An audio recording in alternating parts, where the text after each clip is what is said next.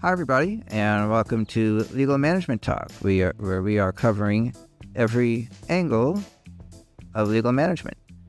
And for those listening, I said it that way because we have a bit of a new setup here in the ALA podcast studio. As you can see, we have a couple new camera angles, as well as this snazzy new backdrop behind us. So, that's cool. We're excited to bring you those updates. But, of course, most importantly, we also have a co-host. So please welcome Meghann Krone, who is our marketing administrator. And I'm, really happy that she's here. We're going to talk some marketing, just like we will with our guest in a bit. So thanks for being here, Meghann. Thanks for having me on. I'm excited to be here. Yeah. So, Meghann basically runs ALA's social media, and so she is the face behind all those LinkedIn posts that you see. And she is also our resident Swiftie here at ALA. So obviously Taylor's in the news a lot, and especially with her tour going on. Have you seen her in concert? Yeah, I actually went to go see Taylor night one last summer when she was at Soldier Field in Chicago. Best night of my life, so much so that I convinced my stepmom to go to London with me this summer. So we're going to her show on August 17th for my birthday and little girls trip. So super excited. Yeah. Oh, that's pretty cool. I saw on the news the other day that her show in Scotland actually caused an earthquake. It registered on the Richter scale. It did. I believe there was also an earthquake in Seattle last summer. So her shows do get pretty rowdy. Everybody's jumping up and down, singing the lyrics. So I'm not surprised, but it is pretty incredible that could happen. So, yeah. So, you heard it here first, folks, that when the great Taylor Swift-induced earthquake in London of 2024 hits the news, you can say you've been warned by Legal Management Talk that's coming. So be prepared. Be prepared. And so now that we're a joint legal management and seismology podcast, I want to go back to the first part of that, the legal management part. And so you use your love for Taylor in some of ALA's marketing around our new website, which hopefully everybody is having fun exploring the past few weeks. So tell us a little bit about what you did there. Yeah, so we recently rolled out a new website. And so with that, we kind of wanted to tap into our creativity.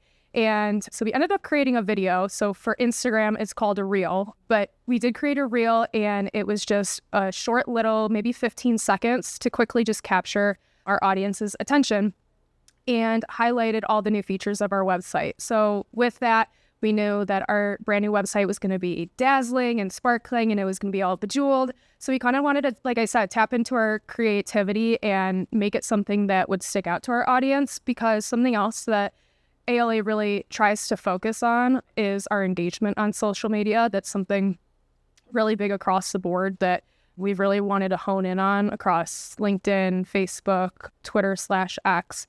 And creativity is such a powerful marketing tool because you allow our users to be able to recognize the differentiation between us and another association.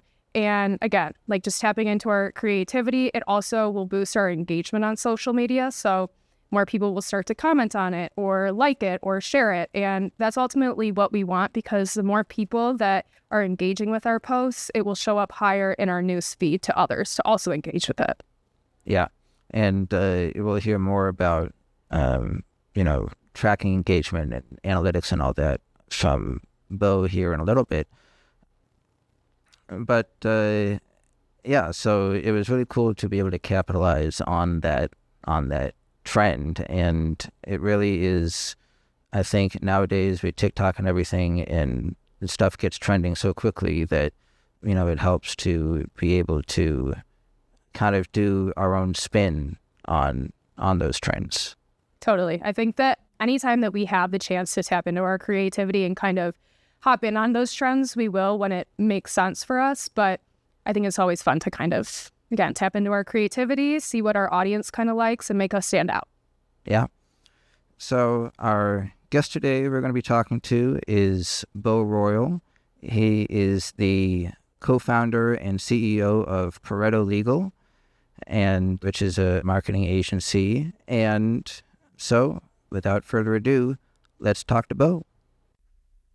Thanks for being here, Beau. It is great to have you join us. How are you doing?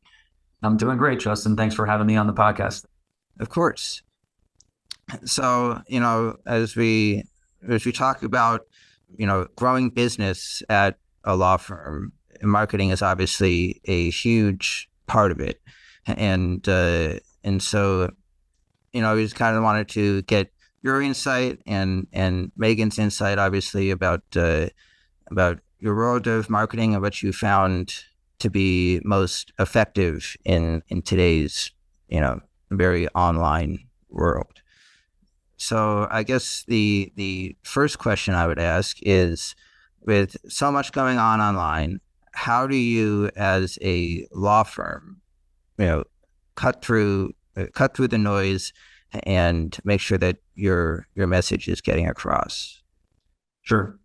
I think first and foremost, you need to be really clear and intentional on the goals that you have, right? You have to have a very solid understanding of what it is you're trying to achieve with whatever marketing tactic that you're running, right? And so with the clarity of those goals, you'll essentially be able to craft your campaign, your messaging, your targeting, user experience to reach that goal, right? If you're a personal injury firm and you want to generate more motor vehicle accident cases, you need to make sure that your campaign, the targeting, the messaging, the landing pages, the tracking, all of that works together to get you that end outcome, right? I think commonly what I see with firms is, they want more cases, they want to grow their practices, they want more revenue, they want to hire more attorneys, but they don't really break that down into the concrete steps, goals, pieces that you need in order to achieve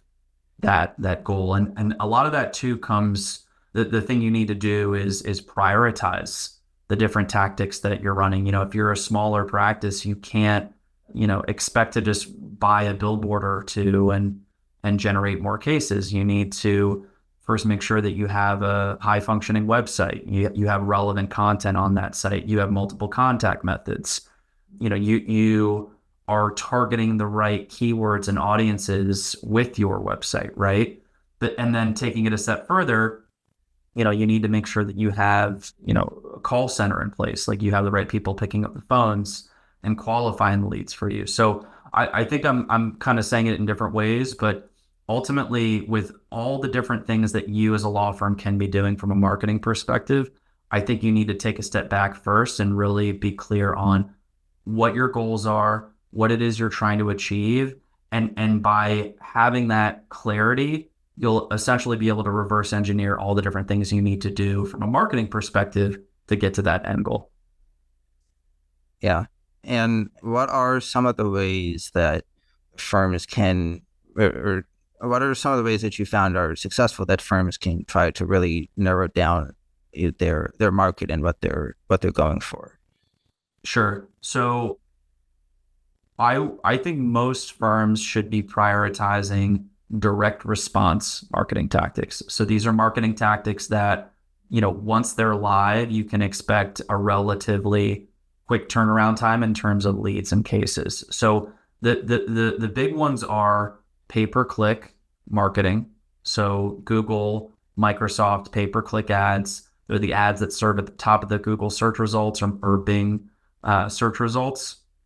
This ad format gets you in front of very relevant, solution-aware traffic. So people that are literally raising their hand and saying, I want a personal injury attorney, or I want a divorce lawyer, or I want a DUI law firm, right? So that would be kind of square one. Square two would be SEO. So having, content built on your website that essentially serves in the search results for relevant queries in the context of your area of practice, right? So if you're a DUI attorney, you want to make sure that your content on your website is showing up for searches that are relevant to DUI or DUI, FAQs or things of that nature, right? And then kind of the third tactic that I would be looking into would be retargeting. So this is essentially running ads across Google or Microsoft or Facebook or TikTok or Instagram to people that have had some prior touch point with your firm. Maybe they visited a landing page, maybe they clicked on an ad, but essentially retargeting aims to get people back onto your website or back on the phone with you so that you can ultimately convert them into a client. So those would be the big three, I would say: pay-per-click, SEO, and retargeting. So once a firm has, established their goals, established what strategies and tactics that they're going to do to complete that goal, in digital marketing, what would you say are some of the top analytics that law firms should be looking at to make sure that there is an ROI? Sure. I mean, there's like kind of two ends of the spectrum, right? There's what's called leading KPIs and there's what's called lag KPIs. So KPI stands for key performance indicator for those that don't know that. But on a lead KPI end, so think of these as these are the initial metrics that you want to use to track the efficacy of your marketing campaigns. You need to be looking at things like traffic, cost per click, cost per lead. I would say those are kind of like the big ones. Traffic, leads, cost per click, cost per lead, right? Those are the leading KPIs. And then on the lag KPI end, you want to be tracking things like cases, cost per case, average case value, things like that. You need to be tracking both. A lot of law firms, a lot of law firm marketing agencies, they do a good job of tracking the lead KPIs. A lot of people struggle with the lag KPIs. And more specifically, a lot of people struggle with effectively attributing a case that was opened or a case that was settled back to the originating marketing source. So they're unable to say, of the 50 leads I got last month, 10 of them turned into a case, and those 10 cases all came from SEO, or those 10 cases all came from retargeting, or maybe it was 50% of the cases came from Google pay-per-click, the other 50% came from Microsoft ads or something like that, right? So you need to be tracking both on the lead end and the lag end. And the firms that are doing both are the ones that can confidently scale their practices. If you're not tracking the lag KPI end of it, you're really going to be spending a lot of your marketing budget blindly. Like you'll know, okay, I have a sense of which marketing tactics are driving leads. And I know overall I'm getting this many cases, but in order for you to really dissect, what's happening in your business from a marketing perspective, you need to track everything from cradle to grave. You need to be able to track that initial click all the way to case sign up. And even a step further, the revenue that was generated from that case so that you over the long term can assign an effective ROI to each marketing tactic that you're running. Yeah. And I know, Meghann, at ALA, it's not necessarily digital advertising per se, but, we still do use analytics a whole lot and, determining our priorities like Bo was saying. Yeah, exactly. And I know that there are several different platforms out there that allow you to track for those engagements. Is there a specific one that you would recommend to law firms that are just starting to dip their toes into tracking their analytics? Sure.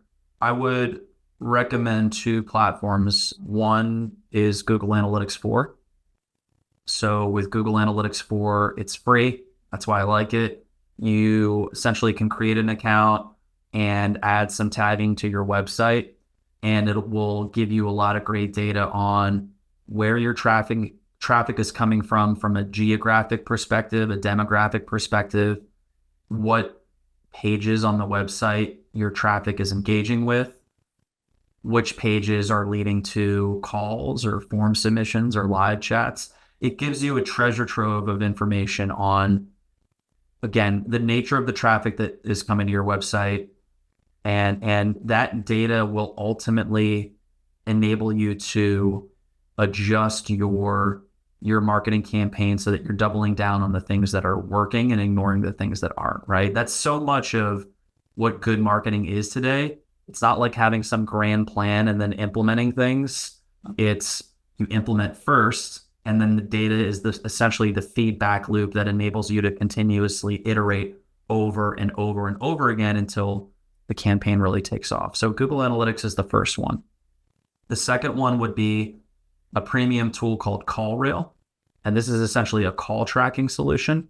So most law firms, the primary contact method is going to be phone call. So you want to make sure that you have really good tracking on calls themselves.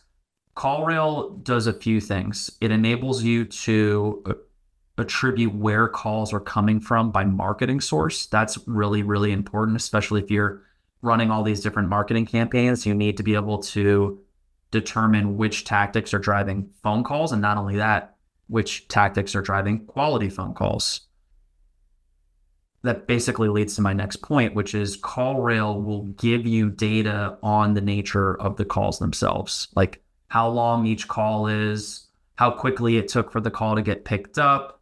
You can actually set up CallRail to record all of the calls as well. So you can go back and listen to the calls. If you have someone that's picking up the phones and you want to understand how well their demeanor is, or how good their demeanor is on the call, are they establishing rapport with the clients, things of that nature, CallRail is really, really effective at doing those things. So yeah, I think the big two are Google Analytics 4 and CallRail, or at bare minimum, some type of call tracking solution. There are other tools out there. There's call tracking metrics.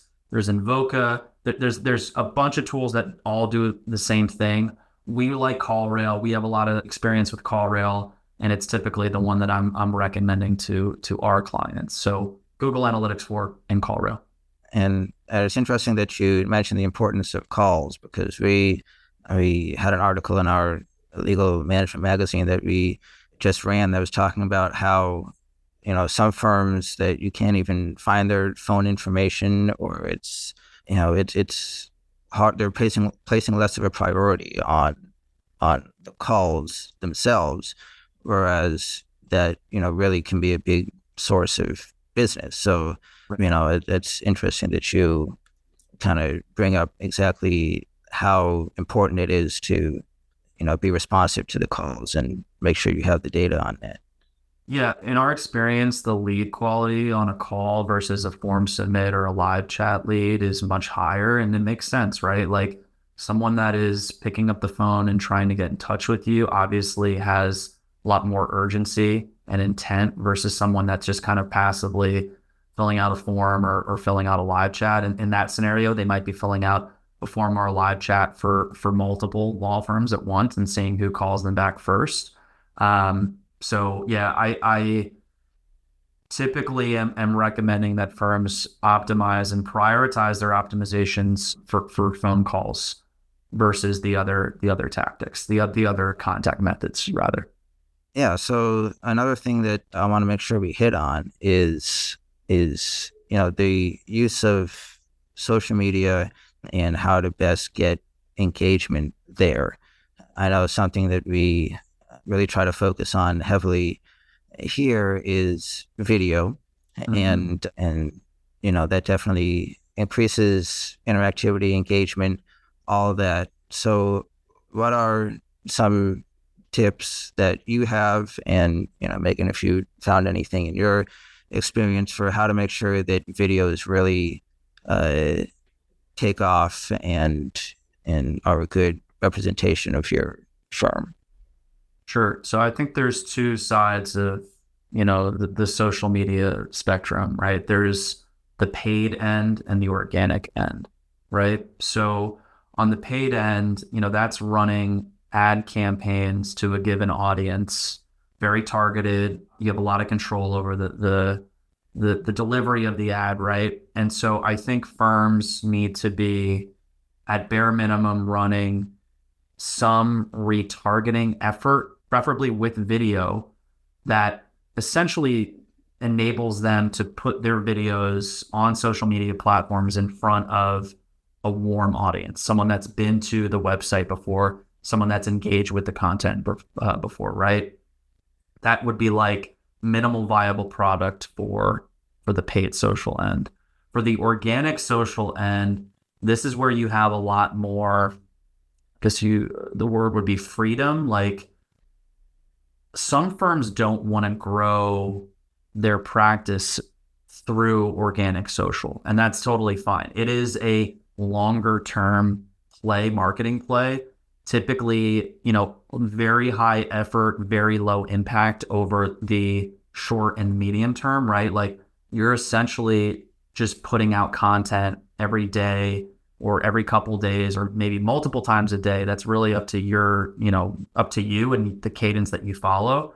But the goal of the organic social content, or rather the minimal viable product there, is just getting some informational content, engaging informational content out to your followers, right? That could be pieces of information about your practice. It could be, common misconceptions about the practice areas that you focus on. It could be best practices. It could be, if you're a car accident attorney, here are 5 things you don't do after a car accident. Like, those types of like informative content pieces I find are very, very valuable, and they position the firm as a thought leader, as an authority in that given domain, right? So I know that's kind of a long-winded answer, but there's really, to kind of recap it, there's two sides to the social media spectrum. The paid end is very straightforward.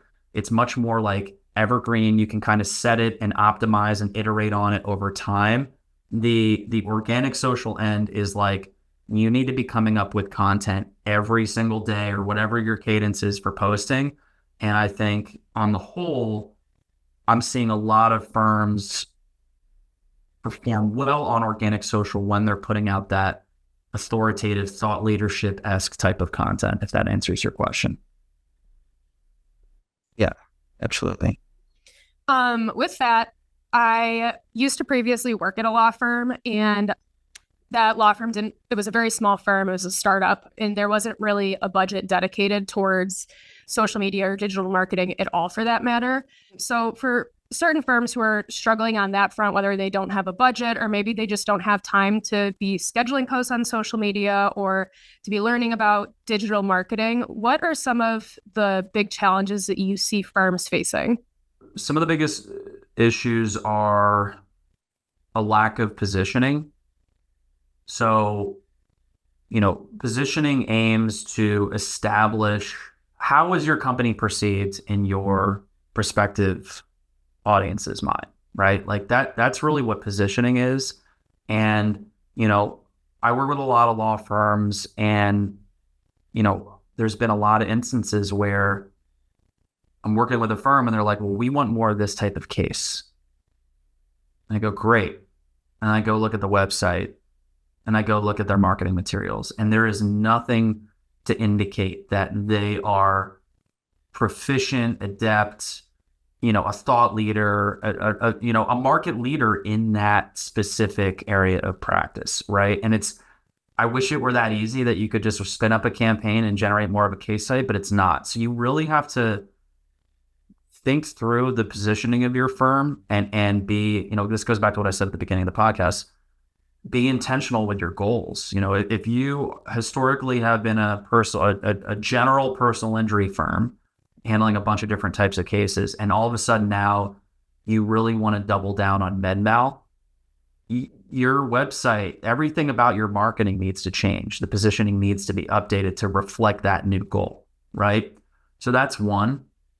2 would be, I'm seeing firms neglect their Google business profiles. And that's like probably one of the most low-hanging fruit opportunities for firms to get more cases. And it doesn't cost a thing. You got to set up your Google business profile. Essentially what that means is you're telling Google, this is where my office is, right? You're you're getting that validated by having Google send you a postcard to that address to verify that, yep, I actually own and operate this location. And it doesn't matter if you own it or not. You can rent someplace and still have a Google business profile. But you need to tell Google, this is where I do business. And then you need to start getting people to write reviews for that profile. And by doing so, you increase the visibility of your practice in the local search results. So when someone types in attorney near me, or if you're based in Chicago DUI attorney, you give your firm a fighting chance of showing up in the search results for that query. So, Google reviews are so important. I've said this before. They are the lifeblood of modern day law firms, because not only does it help people find you, it helps people decide on whether or not they're going to hire you. People shop for lawyers the same way they pick out a laundromat or an Italian restaurant. They use Google reviews to inform their purchase decision. That's really what it is. It's a purchase decision. I mean, this is who I'm going to pick to handle my case, right? So I would say those are the big two. Like, get clear on your positioning. Make sure that your website, your marketing campaigns, everything that you are doing is oriented towards that case type or goal that you have. And then don't sleep on your Google business profile. Make sure that that's set up, at bare minimum, set up and verified, and then start getting Google reviews to it. Ask happy clients for a 5-star review. Ask them while you're handing them their check, their settlement check. Hey, I was so glad to work with you. I'm glad we got the outcome that you wanted. Do you mind sitting down real quick before you leave and writing me a 5-star review? It's not hard. It takes 2 seconds, and it doesn't cost you anything. Yeah, you're so right about the reviews, because I use the reviews all the time not for law firm searching, but for restaurant searching especially. Me too. That anytime I'm looking for a restaurant, I'm looking at the Google star review, and people tell me, you're a great restaurant finder. I'm like, it's just Google. It's just the stars on Google. So yeah, and also to your point about law firms figuring out their positioning, it's so important that they do, because if they can't tell us who they are and what they do, then their clients are never going to be able to figure it out. So it's always really important just to get very clear on the services that are offered and who exactly they are and who they represent. So I'm glad that you touched on that point. Yeah, and the reality is, there are already enough big box generalist law firms out there that will take any type of case, right? Like the Morgan and Morgans of the world.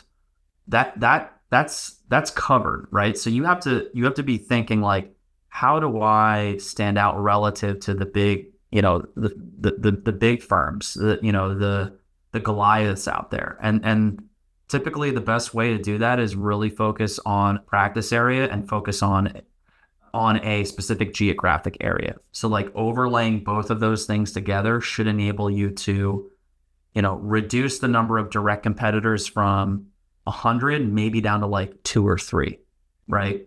We actually just worked on this with a law firm. Originally they called themselves a Philly law firm. They're not actually in Philadelphia. They're about 30 minutes outside the city, and we helped them really narrow down their positioning. They're only right now targeting about a 30-mile, or not even a 30-mile, maybe a 20-mile, 15-mile radius around the city that they're in, and that's it. They're not even brushing up against Philadelphia now. So, and they're starting to get cases, because when people in that small radius, it's not small, it's still a considerable radius, but when people within that radius look up a law firm now, or looking for a lawyer, they get to say, we just serve this area. We just do this type of case. And that really stands out to people. People are like, okay, I'm actually getting a specialist, even though you can't say those words in legal marketing, but in their mind, I'm getting a specialist that's in my backyard. And that's something that Morgan and Morgan can't compete with, or any other big box law firm in a given market, right? So if you can kind of lean into that, lean into what makes you different, lean into the fact that you only have an office in this town or city or county, that can really help unlock more growth for your firm. Definitely. Definitely. And also, I know you mentioned a little bit ago live chats, and nowadays I think when you think about live chats, you're also thinking about AI helping with that kind of function as well as a lot of others. So a lot has been made about the use of AI in the legal space, but specifically for marketing, how is AI being used? Is that something that firms should be looking at, or still, stay away from for the time being? Or what are you seeing? I think every law firm, every business for that matter, but every law firm, if they want to be well positioned for, this mass AI adoption that's going to occur over the next decade, they need to be data first organizations. They need to get their data in order first, right? Because the way all of this is going to work is essentially businesses are going to be feeding their data into AI, and that AI is going to make better and better decisions about budget allocations or resource planning or whatever the application is, right? But the point is, if you don't have your data in order, if you're not even tracking certain things right now, if you're not tracking anything right now, you're going to get lost in the dust over the next 5 to 10 years. So you need to start getting your data in order. And like, I'll put it, I could pick like one area of a law firm. Marketing is relatively easy. It's making sure that you're tracking all of your different lead sources, your lead types, and you're pushing that data into your case management system so that over time you can tell all these different advertising platforms, which by the way are AI companies. Google is an AI company. Google's a data and AI company. Facebook, Meta, they're a data and AI company. If you can track all that and push that information back into these platforms, all you're doing is essentially making their AI smarter. You're making their machine learning algorithms smarter, and that's going to make them more effective with your advertising budgets. So that's the future of marketing right there. Like, eventually marketers aren't going to have very much control over anything. It's just going to be, all right, feed the data into these platforms and they will handle everything for you in terms of the targeting, the messaging, everything, right? Another application of that would be intake, right? So I have to imagine in the next 5 to 10 years, a big chunk of what people on intake teams are doing is going to be completely taken away by AI, right? So like something as simple as just who's answering the phone, I think that's going to go to an AI in the next 5 years, right? Like, you don't need to have a receptionist answering phone calls when an AI can do it perfectly well, can route the call, and eventually to the end user, you're not going to know the difference between a human and a computer, right? So I think if you can start tracking your intake operation and understand, all right, who is my best agent, or how long is the average intake taking at my practice, things of that nature, you're going to position yourself in the future to be able to incorporate an AI into your department, into your intake department, and start to really track and see incremental gains that you make with the application of that AI. So yeah, I guess what I'm saying in so many different ways is the way that you can prepare your law firm for AI is by first tracking these things, but set up an infrastructure that enables you to measure your marketing more effectively, your intake, your operations, your finance more effectively, because eventually AI is going to be taking away some of that responsibility from human beings, right? And the way to ensure that happens smoothly is that you're tracking these things in the first place. Yeah. The times, they are changing. Yes, and they're changing faster and faster. Mm-hmm. And speaking of that song, and I don't want to digress too much, but though as a musician myself, I can't help but notice the really nice guitars behind you. Could you tell us a little bit about those? I assume you play guitar. I've been playing guitar for over 20 years now. It's been one of my ways to unwind, after a busy day. And yeah, the two guitars you see here are actually retired guitars. I don't play these two anymore. They've become wall ornaments, if you will. The guitar I play right now, one of the guitars I play is actually right there on the futon.